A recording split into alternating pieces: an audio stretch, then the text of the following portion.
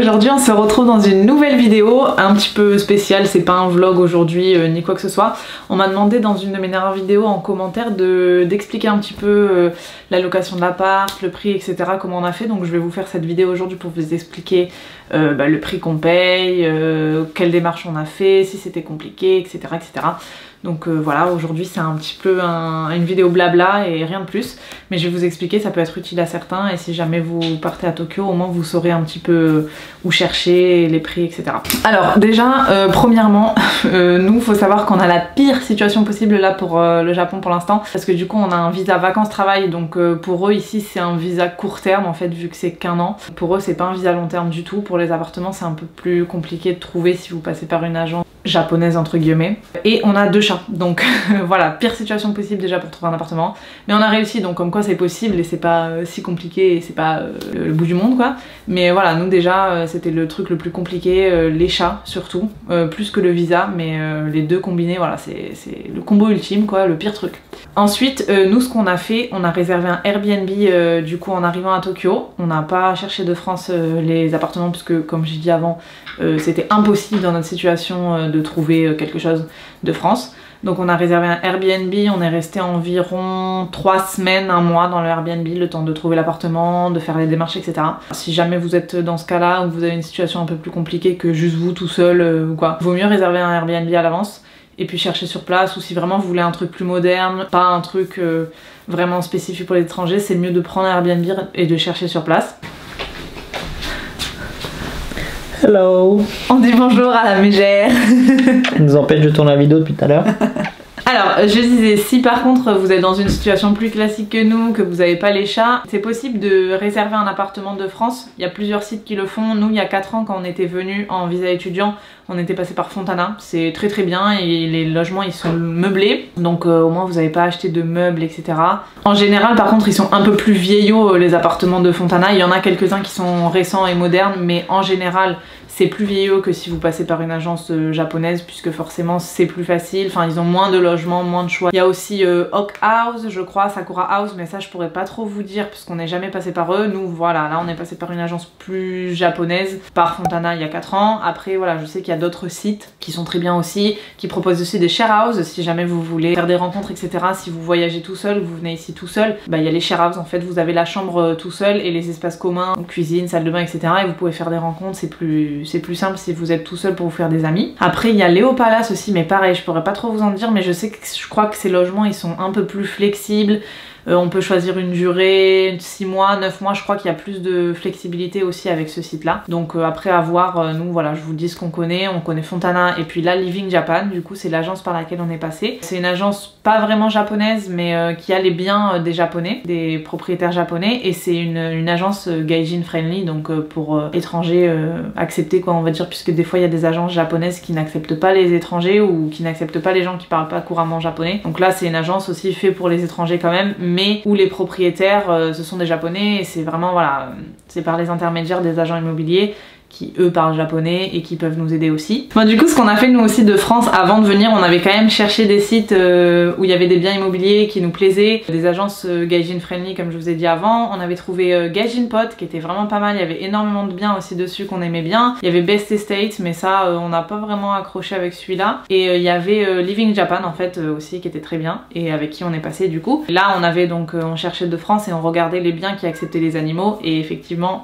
le critère passe de ça à ça quand on met ce filtre. Avant de venir ici on a quand même regardé des sites avant de France. On avait contacté certaines agences pour certains biens et il s'avère que du coup Living Japan nous ont répondu, et on a eu énormément de chance puisque l'agent immobilier qui s'est occupé de nous est français et parle français, donc c'est trop cool. On a pu faire les démarches beaucoup plus facilement, il a pu nous expliquer beaucoup plus facilement. D'ailleurs c'est lui qui nous a dit que le visa vacances-travail malheureusement c'est un visa court terme ici parce que les bails sont en général de 2 ans, et donc vu que le visa vacances-travail c'est 1 an, les propriétaires acceptent pas forcément ce visa. Donc c'est lui qui nous a expliqué tout ça en français heureusement ça a été plus facile pour nous. Donc on va commencer depuis le début à notre arrivée au Japon. Le jour de notre arrivée, on a eu un meeting en ligne du coup avec notre agent immobilier français pour savoir nos critères, ce qu'on recherchait, la superficie, le prix, si on voulait quelque chose de moderne, vraiment nos critères. Nous de base on voulait un appartement avec 2 chambres pour pouvoir recevoir, mais malheureusement avec notre situation et les chats c'était pas possible. Mais on est déjà très bien et pour nous c'est largement suffisant. On a eu le meeting en ligne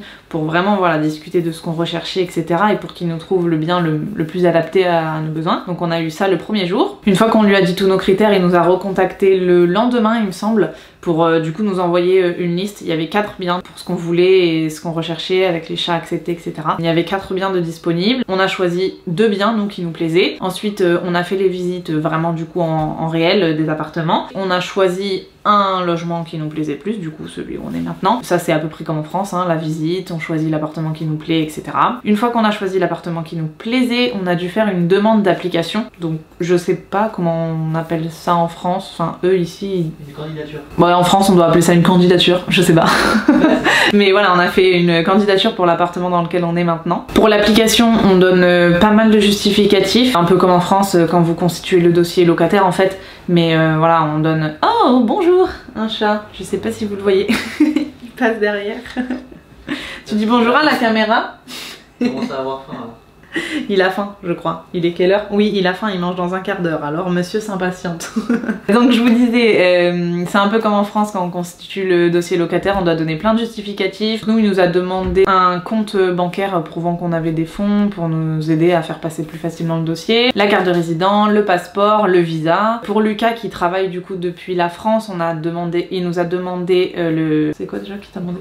Et la fiche de paye, non? Et Lucas nous rejoint du coup pour finir la vidéo avec moi. Parce que ça parle de moi là. Voilà, exactement. Donc pour Lucas du coup qui travaille encore en France depuis le Japon, il a fourni ses fiches de paye et son contrat de travail. Non. Alors en fait ouais, c'était pour consolider le dossier et en fait il m'a demandé soit le contrat de travail, soit les 3 dernières fiches de paye. Donc j'ai juste envoyé le contrat de travail. Ok, bon voilà, ça c'est un peu comme en France, il mais en demande fait des parce que justificatifs. sur le contrat il y a le salaire quoi, c'est ça qui les intéresse. Oui, donc, savoir combien il gagne à l'année. Après, qu'est-ce qu'ils nous ont demandé? Ah oui, ils nous ont demandé un contact en France qui est d'accord pour se porter garant. Et le truc un peu plus chiant aussi, c'est qu'ils demandent un contact d'urgence japonais qui réside au Japon. Après l'agence immobilière, ils ont été très cool en fait, ils nous ont fourni un contact de leur agence qui était japonais et qui réside au Japon. Et par contre le garant, quand t'as dit garant français, je reviens juste là-dessus, mais c'est pas un garant français qui est garant de notre loyer, c'est la personne à contacter, c'est un peu comme, je sais pas en fait, je me rappelle que au lycée ou au collège ou quoi, mais on a toujours le... Oui, un genre de contact d'urgence à contacter si jamais il y a un problème. S'il y a un souci, mais c'est pas du tout pour le loyer, justement on va y venir après de notre garant pour le loyer, parce qu'ici ils ont un système bien particulier. Donc déjà ça c'est les documents qu'on a fournis pour faire la demande d'application. Et après, il faut bien se dire que là, il y a plein de trucs, c'est pour consolider le dossier. Donc, quand on monte notre compte en banque, avec plus vous avez de les sous, sous mieux qu'on a c'est dessus, déjà, évidemment. Voilà, c'est pour consolider. Et le top du top, si vous voulez partir, c'est d'avoir, je crois, 1 an de loyer, ouais, de loyer. côté. Ça c'est vraiment le top, au moins c'est quasiment sûr que votre dossier est validé si vous avez vraiment les 1 an. Après si vous avez un travail, c'est bien aussi, mais voilà, si vraiment vous pouvez prouver que vous pouvez payer 1 an sans travailler, bah c'est le top. Parce qu'après si vous venez en visa vacances travail comme nous, vous n'avez pas forcément le travail tout de suite, donc ils vous demanderont peut-être une lettre d'embauche par exemple écrite, où là ça pourrait prouver que vous allez travailler dans pas longtemps et que vous avez de quoi payer le loyer. Mais voilà, ça dépend des dossiers en fait, ça dépend de la situation de chacun. Mais ils peuvent demander des documents différents en fonction de votre situation. Ouais, donc en visa vacances-travail, le top c'est d'avoir toute son année de visa vacances-travail déjà payée. Prouvant que vous pouvez payer le loyer. Voilà, ça c'est le top je pense. Alors, une fois qu'on a fait la demande d'application, on passe à l'étape suivante qui se fait en 3 étapes. Je l'ai... Vas-y, explique. Je suis le pro. Non mais en vrai on s'en rappelle plus exactement de la toute première, mais il me semble que la toute première c'est en fait la management company, donc c'est ceux qui gèrent je sais pas les appartes, enfin le bien en question, du coup qu'elle va valider notre dossier. Donc c'est pour ça qu'on a envoyé... En fonction des documents qu'on a envoyés. Ouais, en fonction des documents. Et ensuite, une fois qu'il y a la validation du dossier par la management company, ça passe à la deuxième étape. Et ça, c'est la guarantor company. En fait, la guarantor company, c'est la compagnie qui va se porter garant de nous si on paye pas le loyer. Donc elle, c'est l'étape la plus dure à passer. En gros. Parce que eux, ils trient tout, nos fiches de paye, le contrat de travail ou les sous qu'on a, parce que eux, ils se portent garant de nous et si on paye pas, bah, c'est eux qui doivent assumer tout derrière. Donc eux, ils sont un peu plus pointilleux. Ça. Donc la management company, en général, tout le monde le passe. Ça, y a aucun problème. Ça, l'agent immobilier nous a dit qu'en général, ça tout le monde le passe. Voilà, le point critique, c'est la guarantor company. Donc comme c'est eux qui payent si on fait de la merde, En gros, forcément, ils font hyper attention. Donc c'est pour ça qu'il faut consolider un max. Donc ce qu'on vous a dit avec le paiement du loyer par exemple sur un an, etc., un contrat et tout, faut vraiment mettre le maximum de chances de son côté, surtout avec un visa vacances pareil. Et une fois qu'on a passé cette étape, la Guarantor Company. Ah oui, juste aussi la Guarantor Company, ils nous appellent et il faut vraiment répondre à cet appel puisqu'ils nous appellent pour savoir les renseignements, le contact d'urgence japonais, donner son nom, nos informations personnelles, vérifier voilà, que c'est bien nous, etc. Donc il faudra faire un numéro de téléphone japonais quand vous arrivez ici, parce qu'ils vont vous appeler sur un numéro de téléphone japonais. Et voilà, ça super important, l'appel, ils redemandent les informations en fait qu'on a fournies et ils veulent vraiment savoir si on a bien confirmé ce qu'on a dit. Ils vous ont tel, ils vous demandent les trucs que vous avez déjà remplis et tout, mais voilà, pour confirmer que c'est bien vous. Et donc important quand même de parler au moins anglais du coup. Si vous parlez japonais, parce qu'ils parlent anglais quand même, ils parlent anglais. Et si vous parlez japonais, oui évidemment c'est le top. Donc si vous parlez japonais c'est nickel, et après l'anglais il faut au moins avoir ça. Faut se débrouiller un peu, Si vous avez ni l'un ni l'autre, franchement... C'est un peu compliqué, je sais pas comment faire. Mais... Une fois qu'on a passé l'étape de la Guarantor Company, ensuite c'est la troisième étape, et du coup c'est l'étape que vous vous doutez tous je pense. C'est l'étape où c'est le propriétaire qui nous valide. Qui ensuite, valide ou non. Donc en général si la Guarantor Company nous valide, il n'y a pas de raison pour qu'il nous valide pas. Surtout qu'il nous a dit l'agent immobilier, on est français, on a de la chance, ils adorent les français en général ici au Japon. On a une bonne réputation. Souvent quand c'est des français, il n'y a pas de raison qu'ils nous acceptent pas dans l'appartement. Ils n'ont pas d'a priori mauvais sur nous, donc il n'y a pas de raison qu'on soit refusé. Si la Guarantor elle nous accepte, en général il n'y a pas de problème avec le propriétaire. Voilà, c'est ça. Donc voilà, ça c'est les 3 étapes. Du coup vraiment, faut tout mettre sur la deuxième étape, la Guarantor Company. Arriver avec le max d'argent possible, quitte à, je sais pas, travailler 6 mois de plus en France si vous voulez partir. Quitte à décaler un peu le voyage, c'est vraiment important pour pas que vous soyez dans la galère. C'est pour être sûr de trouver quoi. Parce qu'en gros, nous, si on a trouvé avec un visa vacances travail et 2 chats, c'est que trouverez. Tout le monde peut trouver. Parce que vraiment, c'est dur de trouver, pire, surtout avec les animaux. Honnêtement, avec les animaux, je pense que 95% est bien. On les élimine. Ils dégagent quoi. Parce que les gens, ils acceptent pas quoi de base. Donc. Après voilà, ça c'est si vous voulez un logement récent, neuf. Enfin, c'est quand même vraiment plus compliqué de faire ça et c'est vraiment beaucoup plus de démarches. Franchement, si vous avez la possibilité, par Fontana, c'est beaucoup plus simple, c'est meublé. Enfin, nous, c'est parce que voilà, on a les chats et on pouvait pas passer par eux du tout. Mais c'est quand même plus simple, Fontana, ils demandent beaucoup moins de choses. Il y a beaucoup moins d'argent à donner dès le départ aussi. Puisque ça, on va en parler après, mais il faut sortir pas mal d'argent pour l'emménagement. Ça, c'est si vraiment vous voulez quelque chose de très récent ou si vous avez pour projet après de rester un peu plus longtemps. Là, le bail est de 2 ans, donc c'est quand même plus compliqué de passer par une agence japonaise. Si vous avez d'autres solutions, que vous n'avez pas d'animaux,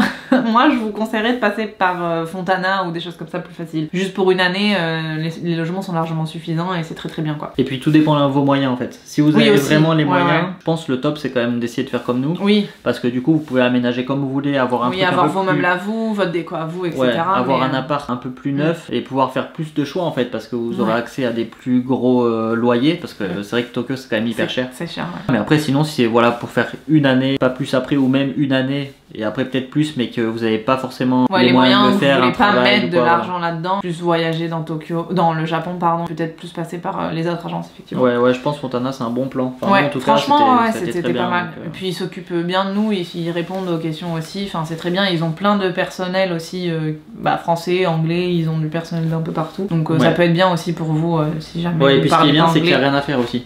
Ils s'occupent de tout déjà, eux de base, de l'électricité etc, puisque pareil on va en parler après, mais dans un logement comme ça, c'est à nous de le faire. Ah oui, et aussi on a oublié de vous dire, au moment où on fait la demande d'application et au moment où on a la réponse de la garantie et du propriétaire, c'est environ 2 semaines. À peu près. Ça va dépendre des compagnies, mais je pense que c'est minimum après 10 jours. 10 jours minimum. Si vous prenez un Airbnb avant, comptez 3 semaines, un mois d'Airbnb, au moins vous êtes large et vous avez le temps d'aménager. C'est mieux. Parce que c'est vrai que nous, on a fait l'erreur, on n'était pas au courant que c'était si long. Donc on a switché 3 fois de Airbnb. On a fait 3 Airbnb en tout, donc se trimballer avec nos 5 valises. Et les chats. Toutes nos affaires. Donc prévoyez un mois, au moins vous êtes sûr, et puis voilà. Bon après il faut chercher dès le début, si vous prévoyez un mois, il faut vraiment mais ça devrait suffire en général. Si vous entendez du bruit, c'est les chats qui viennent d'avoir leur repas. C'est normal si vous entendez croquer un peu au long de la vidéo. Et ici c'est assez bien parce que même si ça peut faire peur de prendre un Airbnb d'abord sur place et ensuite vite se dépêcher, en fait ici c'est cool parce que déjà ils travaillent quasiment tous les jours. Quasiment tous les jours en général, et ensuite c'est assez rapide parce que les biens partent hyper vite à Tokyo. En fait ici, si vous voulez, les biens qu'il y a, toutes les agences les ont en fait.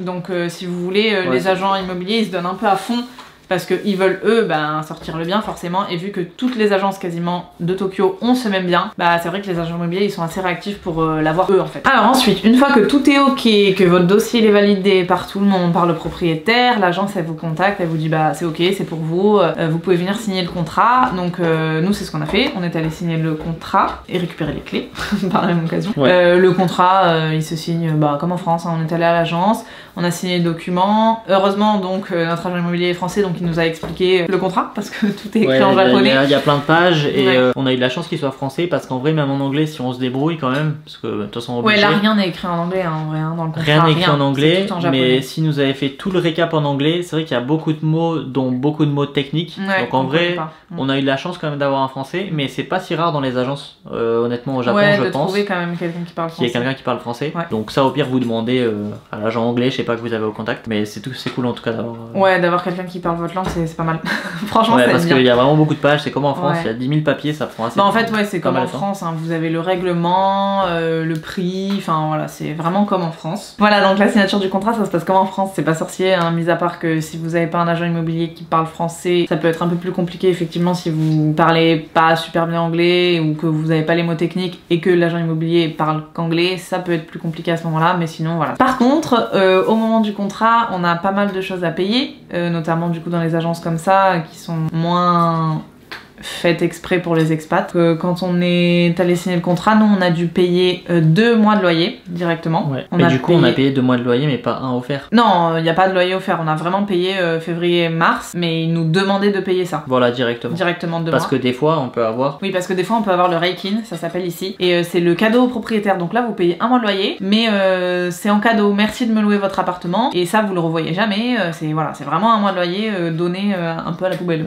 Je crois même que des fois ça peut être ça peut être 2, 3 mois, ça c'est le propriétaire qui met un peu ce qu'il veut, mais donc nous on n'avait pas ça, on avait juste 2 mois de loyer à payer, mais du coup en mars on n'a pas payé de loyer, on les a payés en février quand on a signé le contrat, mais en mars on n'a rien sorti, on n'a rien donné, mais c'était dans les conditions de donner directement 2 mois. On a donné aussi les frais d'agence, un peu comme en France où ça équivaut à peu près à 1 mois de loyer. Si vous connaissez un peu comment on loue en France, c'est pareil, on donne des frais à l'agence qui nous trouve le bien. Donc ça, 2 mois de loyer, les frais d'agence. Les frais d'agence qui équivaut à peu près à 1 mois de loyer. On a payé aussi des frais d'entretien, ça je sais pas si on a ça en France, mais on a payé frais d'entretien, ça s'appelle, il y avait un truc pour les incendies dedans il me semble. Enfin voilà, mais c'était pas énorme, c'était quelque chose comme 100 € peut-être.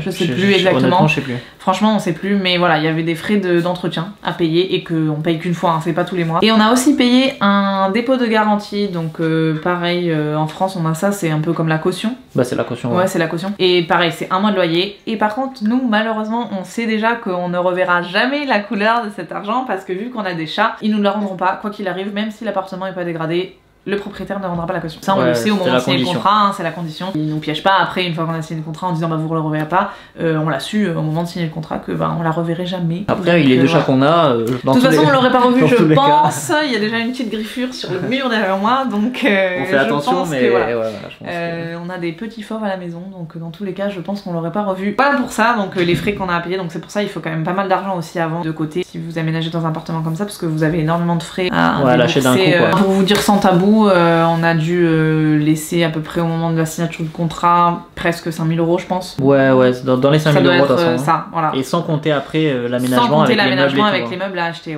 qu'on a fait après nous. Donc c'est vrai que voilà, c'est pas donné, mais au moins on a un bel appart, et puis de toute façon nous avec les chats on n'avait pas le choix d'avoir ça. Donc on n'allait pas se retrouver à la rue. En gros l'agent immobilier nous a fait comprendre quand il nous a envoyé les 4 biens, où nous au début on a eu un petit peu un choc puisqu'on s'est dit mince, on voulait 2 chambres etc. Il nous a dit si jamais il y a rien qui vous plaît là et que votre dossier passe pas au niveau de la garantie, il faudra faire Airbnb. Honnêtement on n'avait pas trop le choix de faire ça, et on savait de toute façon que ça allait nous coûter beaucoup plus cher avec les chats, on s'était renseigné à l'avance, donc on savait. Et puis après nous le truc à savoir aussi c'est qu'on est 2, donc on partage les frais. Si on a payé on va dire 5 000 € comme base, c'est comme si on avait payé 2500 chacun. Donc 2500 chacun, c'est pas une somme énorme en réalité, même si vous passez par... si vous aménagez en solo avec les cadeaux propriétaires qui a très souvent et même tous les autres frais, par exemple payer 2 mois comme nous on a fait dès le début, etc. En général, il faut quand même voilà, essayer de voir large au maximum pour pas avoir de surprise parce qu'il y en a très souvent au Japon. Ouais, c'est rare qu'il n'y ait pas de frais justement. Souvent, on voit notre loyer, on se dit ah, c'est trop cool, c'est 600 € le mois et en fait, quand tu arrives à la signature, tu lâches 3000 balles et tu fais ah, ok, super. Donc voilà, faut vraiment quand même prévoir quoi. C'est pour ça que je reviens sur Fontana ou les deux autres que je vous avais cités tout à l'heure. Il n'y a pas ces choses là, donc c'est vrai que si vous avez moins de budget, si vous laissez juste une caution à Fontana, mais ils demandent pas 3 mois de loyer avant, ils demandent pas, enfin il n'y a pas de cadeau propriétaire, c'est vraiment un truc exprès pour les expatriés, donc il n'y a pas tout ça. Ensuite, prochaine étape, une fois qu'on a eu les clés de chez nous, on a fait l'aménagement, donc déjà nous, faut savoir, il était vide, donc on a dû acheter tous les meubles, donc on a commandé sur Amazon, c'est super simple, franchement, on a commandé le frigo, la machine à laver, enfin beaucoup de choses sur Amazon, et pour un exemple, le frigo et la machine à laver, c'est les livreurs qui nous l'installent chez nous, donc en fait on galère pas du tout. La machine à laver, on s'est dit mon dieu, comment on va la brancher ici, il y a 2 arrivées d'eau, enfin c'est un truc, et en fait le mec est arrivé, le livreur, il a pris la machine à laver, il l'a installé, il a tout branché, il est reparti avec le carton pour pas nous laisser les cartons, etc. Enfin ça pour le coup, le Japon c'est vraiment bien pour ça, ils sont vraiment trop cool ici. C'est vraiment pratique. Après, j'avoue, on s'est jamais fait de livrer de frigo ou quoi en France. Ouais, en France. S'il faut, en France, les services Amazon, ils font la même chose. Mais nous, ça nous a choqué au début quand ils arrivent. Et qu'ils installent le truc surtout. Ouais, je me suis dit, bon, bah tranquille, ils vont le laisser là. Déjà, on va galérer à porter le frigo, à le mettre à la place parce que c'est vraiment. C'est super étroit. C'est assez étroit. De toute façon, tout est adapté pour que ça rentre dans des petites cases et tout pour prendre le moins de place. Et en fait, le mec, je le vois débarquer avec un tapis dans notre appart. Ouais, il a tiré le frigo, il a tiré la machine pour pas nous abîmer le sol, évidemment. Il l'a mis sur son tapis. En fait, c'était accessible. Du coup, à la base, j'ai failli le frapper, mais après. Mais franchement voilà, ça super pratique. Pareil, on a commandé d'autres meubles sur Amazon. Le canapé que vous voyez derrière, je vous ferai un petit update de ce qu'on a acheté comme meuble parce que dans l'appartement de tour il n'y avait pas grand chose, donc on a dû tout meubler. Et la partie un peu plus chiante aussi, c'est que par rapport à Fontana où vous avez l'eau, l'électricité, le gaz, internet de compris, vous avez juste à aller le payer au Combini. Nous ici, Combini c'est la petite supérette, si jamais vous savez pas, c'est les genres de petits casinos qu'on a chez nous quoi. Ici donc, qui est moins avantageux aussi, c'est que il faut souscrire nous-mêmes à l'électricité, l'eau, le gaz et internet. Mais c'est moins avantageux, oui et non, parce que c'est moins avantageux en termes de facilité. Oui, mais pour le prix, on peut choisir nous ce qu'on veut et donc les moins chers. Voilà, c'est ça. Alors que par exemple, Fontana, on arrive, on paye l'eau et puis s'il faut. Et voilà, c'est une compagnie qu'ils ont choisi eux, on va dire. Et... Bon, en général, c'est pas cher, c'est toujours souvent le moins cher. Mais de toute façon, ici, c'est beaucoup moins cher qu'en France. Mettons les choses au clair. En France, le gaz, l'électricité, on paye ça, surtout maintenant, depuis le Covid et la guerre en Ukraine, etc. Là, on paye une blinde. Là, ici, c'est vraiment beaucoup moins cher. Pour vous dire, c'est à peu près 20 € le gaz, 20 € l'électricité. Enfin, c'est vraiment rien. Donc, c'est cool, on peut prendre des douches de, je sais pas, 4-5 heures. Mais voilà, donc là, il faut souscrire nous. Et pareil, l'agent immobilier, il nous a aidé, il nous a donné un contact. Donc, je vais laisser Lucas parler puisque c'est lui qui s'en est occupé. Alors en fait, du coup, c'est une agence qui s'appelle Broad Media. Donc, on pourra mettre au pire dans la description. Ouais, je vous mettrai le nom dans la description et je vous mettrai aussi les sites Gaijin Pot, Living Japan, si ça peut vous aider, je vous mettrai les liens aussi. Et du coup en fait cette agence, ce qui est assez pratique, c'est que c'est une agence déjà avec un service anglais, pas japonais, puisque la plupart des agences en général elles vont parler en japonais. Et en fait via cette agence on peut souscrire à tous les contrats, donc électricité, internet et eau. Et en fait ils font tout à notre place, donc c'est assez simple. Et le gaz, je l'ai pas dit. Ouais, le gaz, pardon. Et en fait, c'est assez simple parce qu'elle nous dit bon, d'abord on va faire internet. Du coup, on prépare internet, elle me propose des contrats, etc. Je dis bah celui-là il a l'air cool, pourquoi pas. Après, en vrai, on n'y connaît pas grand chose. Non, on n'y connaît pas grand chose. On prenait les moins chers, quoi, voilà. Et puis même eux, ils conseillent des moins chers ou des plus pratiques ou quoi. Ils vont au plus avantageux pour nous. En fait, ils nous listent bien les trucs. Donc, on a pu souscrire avec internet grâce à eux et via eux. Donc, c'est assez simple en fait, ceux qui vont s'occuper de contacter la compagnie en question. Et ils nous disent juste bon, voilà, on peut utiliser votre prénom, etc., votre date de naissance et tout ça. C'est eux qui font toutes les démarches et ensuite on va recevoir un courrier ou un message de la compagnie en question qui elle va nous dire bon voilà, merci pour le contrat, etc.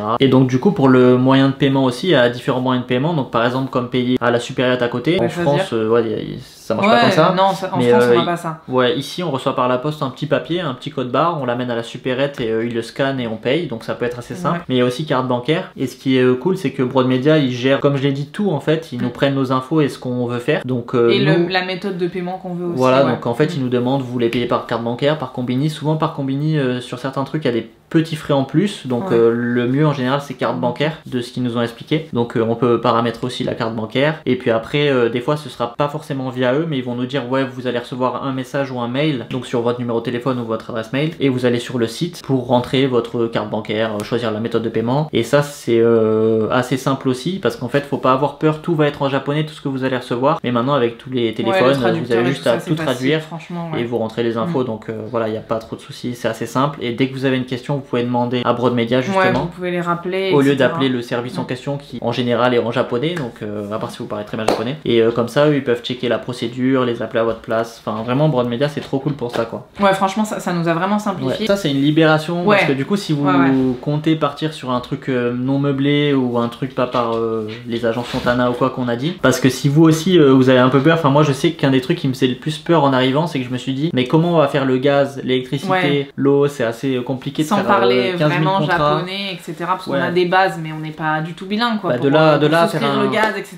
Pas du tout quoi. Ouais, de là à faire un contrat, non. Donc c'est vrai que c'était un peu stressant, et heureusement qu'ils étaient là. Ouais, du coup voilà, Broad Media c'est vraiment le truc qui voulait le plus pratique. Du coup voilà pour les étapes, je crois qu'on n'a rien oublié. On était à l'aménagement, donc non, après c'est à nous de gérer, on achète les meubles, on paye nos factures, on paye notre loyer. Ah oui, le loyer on le reçoit par courrier aussi. On reçoit une enveloppe avec une date, par exemple, je sais pas, 27 mars, et on doit payer avant le 27 mars le loyer pour avril. Et donc pour répondre surtout à la question de base, à savoir combien on a de superficie, quel prix on paye, etc. Nous on a un 40 mètres carrés, on paye 1200 € à peu près, sans les charges. Donc c'est vrai que c'est pas donné, mais c'est vraiment cher, moi je trouve, comparé à la France. Après peut-être plein centre de Paris c'est peut-être un peu moins cher, je sais pas, mais c'est quand même assez cher, faut se dire. Ouais, c'est assez cher. Après pareil, comme on a dit, ça revient en deux, on paye 600 chacun au final, donc bon voilà, mais c'est vrai que c'est quand même très cher pour la superficie qu'on a en fait. Après on est en plein centre de Tokyo, on est super bien placé, on a un appart super récent, c'est quand même de moins en moins compliqué d'avoir un appart récent à Tokyo, mais pour des étrangers c'est déjà pas hyper facile de trouver un logement, même si on y arrive et que voilà, il y a des agences pour, etc. Mais c'est quand même plus compliqué. Surtout dans notre cas c'était vraiment surtout dans notre cas, avec les chats et notre visa c'était vraiment vraiment le pire. Donc on a quand même eu de la chance de trouver ce logement, il est quand même super propre, il date de 2021, donc voilà, hyper moderne. Ouais, on a une super résidence. Ouais, franchement on est dans une vraie bonne résidence. Quand on rentre dedans, on dirait qu'on est des petits riches. Ouais, des riches de fou, alors que pas du tout, mais c'est vrai que ça fait un peu luxueux, on a la porte vitrée, les miroirs partout, plafond, on a un petit sas d'accueil, enfin ouais, franchement ça fait heureusement, luxueux. Parce que voilà, pour le prix, heureusement qu'il y a ça. Tout est parfait, parce que franchement les murs sont insonorisés, donc ça c'est assez cool. Et voilà, et le quartier où on est vraiment dans le centre, on a toutes les lignes, on a vraiment beaucoup de lignes à côté de chez nous, on peut se déplacer super facilement. Pour le prix on est bien placé, c'est un peu cher mais on est à Tokyo, donc je sais pas combien c'est à Paris à peu près, mais je pense que c'est aux alentours. Quand t'es en plein centre comme ça, ça doit pas être loin de ce prix là, mais voilà pour le prix et pour la superficie. Donc 40 mètres carrés pour environ 1200 €. Dernière petite chose avant de finir la vidéo, très important aussi, vous donne un petit tip, très important si jamais bon en général vous vous renseignez avant de partir au Japon,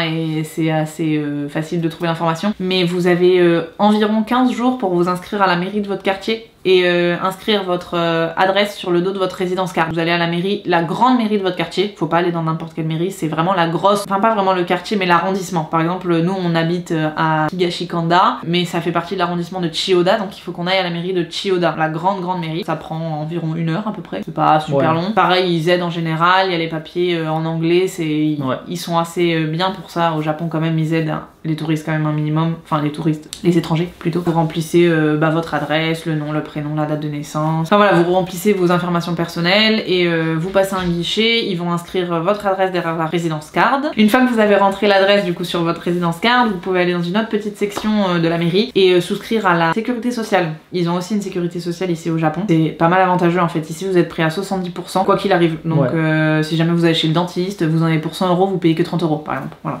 Vous avancez jamais les frais, vous payez que... Forte en maths. Je suis forte en maths, vous avancez vraiment que... Enfin, vous avancez pas les frais, justement. Vous payez que les 30% restants. Et pour 220 €? Je sais pas.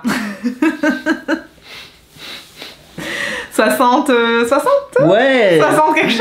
Yeah. J'en sais rien. Voilà, vous avancez pas les frais, c'est pas comme en France, des fois dans certaines situations vous payez tout et vous êtes remboursé par la sécu. Je peux me permettre une petite section tuto de Lucas ou pas? Ouais, vas-y, tu peux. Les tutos de Lucas. Donc du coup, si ça vous a fait un peu peur, l'explication de la mairie, etc., je vais vous faire un tuto du débrouillard pour faire toutes les étapes encore plus simplement qu'elle a dit. Donc très simple, vous arrivez, vous êtes dans votre Airbnb avant de chercher votre appartement. Si vous n'avez pas d'appartement, directement. Donc ça, oui, si vous l'avez pas réservé de France. Donc là, c'est pour ce cas-là. Vous inquiétez pas, n'allez pas à la mairie pour vous enregistrer puisque c'est pas votre appartement définitif. Une fois que vous avez votre appartement définitif, un peu avant la date, vous allez à la mairie la plus proche pour vous enregistrer et vous dites ouais, j'y habite déjà. Même si c'est 2 jours avant, c'est pas grave, comme ça, vous avez l'enregistrement sur la bonne adresse et pas l'adresse de votre Airbnb. Parce que sinon, ils vont vous embêter, ils vont vous dire ah non, l'Airbnb c'est pas votre adresse donc on peut pas le faire. Enfin voilà, ils veulent pas s'embêter. Ensuite, pour trouver la mairie du coin, quand vous avez expliqué la mairie de l'arrondissement, si c'est compliqué, vous tapez sur Google Maps ou Maps si vous êtes sur iPhone, la première mairie du coin qui est près de vous et vous dites voilà, j'aimerais bien faire ma carte de résident. Vous tapez sur Google Traduction carte de résident, ils vont capter direct ce que vous voulez faire. Et si c'est pas la bonne mairie, ils vont vous dire ah non, c'est pas la bonne, il faut que vous alliez à celle-là. À la grande, ils vont vous donner la vraie. Donc comme ça, vous avez l'adresse de la vraie et ça vous évite de vous dire putain mais c'est quoi la bonne mairie à laquelle faut aller. Et ensuite, pour la sécurité sociale, c'est la même chose. Vous allez sur votre traducteur, vous tapez sécurité sociale ou je veux faire la sécurité sociale et ils vont vous amener au service en question. Et pour ça, pareil, vous aurez sûrement, il y a tout le temps en général quelqu'un qui parle anglais dans ces mairies-là, qui va vous aider à faire les démarches. Donc voilà, pour les tutos de Lucas. C'est la fin des tutos de Lucas. J'espère que cette vidéo elle va vous aider si jamais vous avez des questions encore qu'on n'a peut-être pas dit ou auxquelles vous pensez. Surtout n'hésitez pas en commentaire si on peut vous aider par n'importe quel moyen, dites-nous parce que c'est vrai que c'est sympa de s'aider entre français pour les démarches etc. J'espère que cette vidéo vous aura plu même si c'est que du blabla. Là pour le coup il n'y a pas de vlog ni rien du tout, il n'y a pas de paysage, on est dans l'appart tranquille. Avant de clôturer le vlog je vais vous montrer l'appart, vite fait les meubles qu'on a rachetés et que je vous ai pas montré dans l'appart de tour, au moins vous avez un petit update de l'appart puisque là on a tous nos meubles à part une étagère que je veux rajouter moi pour la déco. Je vais vous montrer ça et après on clôturera le vlog ici. Alors de ce que vous avez pas vu, on a rajouté le canapé, supplément chat s'il vous plaît. C'est un canapé qui fait lit aussi mais voilà. Et là petit truc sympa, désolé Momoc je t'embête, on peut tirer ça, attendez c'est galère. Et là Momoc je vais t'écraser, pousse-toi. Voilà, on peut le mettre au milieu du canapé, il veut pas se bouger. Et on peut mettre les boissons si on a envie. Voilà, comme ça, tranquille. Ensuite, on a rajouté meuble télé avec la télé, petite PS5. Et c'est ça qui faisait du bruit tout à l'heure, le distributeur à croquettes. Voilà. On a rajouté notre lit. Voilà, on dort plus par terre, ça y est. On a un vrai lit. Enfin, la chaise de bureau et le petit bureau vous l'aviez vu je crois, mais on a juste rajouté derrière une grande étagère pour mettre l'écran de Lucas parce que il travaille de la maison dans l'informatique donc il a besoin de ces 2 écrans. Donc on a rajouté de l'écran de Lucas, des petites décos, des petites bougies, il y a des colis qu'on doit se faire envoyer de France aussi, on rajoutera les petites décos qu'on a sur l'étagère. C'est tout ce qu'on a rajouté. Après le reste j'avais montré je crois. Un truc que t'as pas montré. C'est quoi? Qu'est-ce que j'ai pas montré? Le meilleur truc de l'appartement. Ouais, vas-y montre ça. Une guirlande de chat. Attendez, je vous zoome ça. Regardez ça, c'est pas incroyable? J'ai trouvé ça chez Loft. C'est une boutique ici un peu de papeterie. Et ils ont sorti ça genre exprès pour les sakura, là, la saison des cerisiers. Avec des petits chats. Et c'est trop mimi. Je pense qu'on mettra la ref en commentaire parce qu'à mon avis tout le monde va la vouloir l'acheter. Cette guirlande en papier. Voilà donc on a mis ça, on est content. Et là bon faites pas attention, il y a un peu de bazar. Je sais pas si vous l'avez vu en vidéo mais on a des amis qui arrivent demain. On est très contents. D'ailleurs il y aura des vlogs de notre semaine avec eux. Et on leur a acheté de quoi dormir, enfin un coussin, oreiller etc. Donc d'où ce bazar. Voilà pour la petite vidéo d'aujourd'hui. J'espère que ça vous a plu. J'espère qu'on aura bien expliqué, qu'on n'aura pas été trop long et que ça vous ennuiera pas trop de nous entendre parler pendant je sais pas combien de temps. Si jamais ça vous a plu, un petit pouce. Ouais, on vous mettra tout en description. Ouais, on vous mettra les trucs utiles en description. Donc Broad Media, les liens des agences immobilières. Ouais, en commentaire, n'hésitez pas dès que vous avez des questions. Vraiment, si vous avez des questions, n'hésitez pas. Hein. Franchement, on y répond avec plaisir. Voilà, après, on risque de pas les voir parce que voilà. Ah, je suis trop connue. Voilà, c'est. Non, vraiment, n'hésitez pas. Soyez là au moment de la vidéo à la sortie, quoi. Parce qu'après. Une petite cloche pour pas rater les autres vidéos. On s'abonne et on vous dit à la semaine prochaine dans une nouvelle vidéo. Bye.